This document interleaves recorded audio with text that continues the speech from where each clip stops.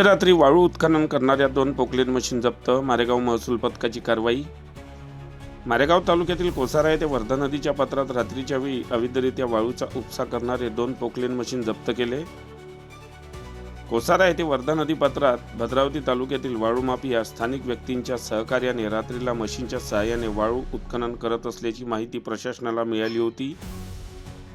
त्यानंतर तहसीलदार उत्तम निलावाड हे पथकासह घटनास्थळी रवाना झाले। यावेळी त्यांना कोसारा शिवारातील वर्धा नदी पात्रात पिवळ्या रंगाचे 2 पोकलेन मशीन अवैध वाळू उत्खनन करताना आढळून आले।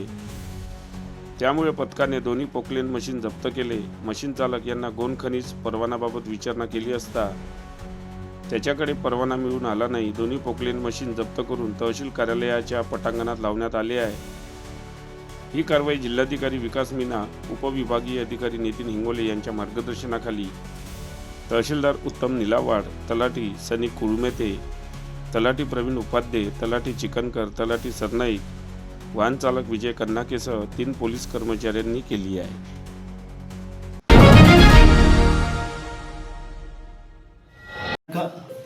8/12/2025 रोजी संबंधित तलाठी यांना सोविट तालुका वरोरा जिल्हा चंद्रपूर घाटाचा लिलाव चालू वर्षासाठी झालेला आहे हे माहीत होते आणि सदरच्या घाटातून रेती उत्खनन करतेवेळी मारेगाव तालुक्यातील कोसारा नदीपात्राच्या हद्दीत घाटधारक शिरकाव करत आहे असे तलाट्यांना कळाल्यामुळं त्यांनी मला सांगितलं आणि मी पथकासह पोलीस कर्मचारी घेऊन दिनांक 10/12/2025 रोजी रात्री अंदाजे 1 वाजताच्या दरम्यान घाटाच्या ठिकाणी भेट देऊन पाहणी केली।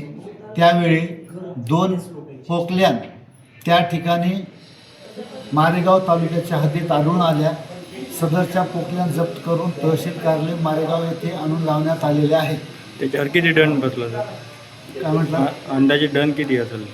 जवळपास शासन निर्णयाप्रमाणे प्रत्येकी पोकल्यांमागे 7,50,000 म्हणजे 2 पोकल्यांचे 15 लाख रुपये शासकीय दंड होतोय।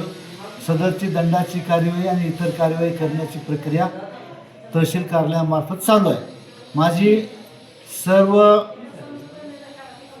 गौण खनिज वाहतूक करणाऱ्या वाहनधारकांना आणि उत्खनन करणाऱ्या JCB मालकांना अशी विनंती आणि आव्हान आहे की आपण परवानगी घेतल्याशिवाय उत्खनन वाहतूक करू नये आणि जर अनधिकृत उत्खनन वाहतूक करीत असल्याचे निष्पन्न आढळून आल्यास आणि वाहन आम्ही पकडल्याच्यानंतर सरळ सदरचे वाहन आमच्या ताब्यात द्यावे। पळून वगैरे जाण्याचा काही प्रयत्न करू नये। धन्यवाद। बातम्यांशी अपडेट राहण्याकरिता आजच आमच्या चॅनलला सबस्क्राईब करा आणि बेल आयकॉनवर क्लिक करा।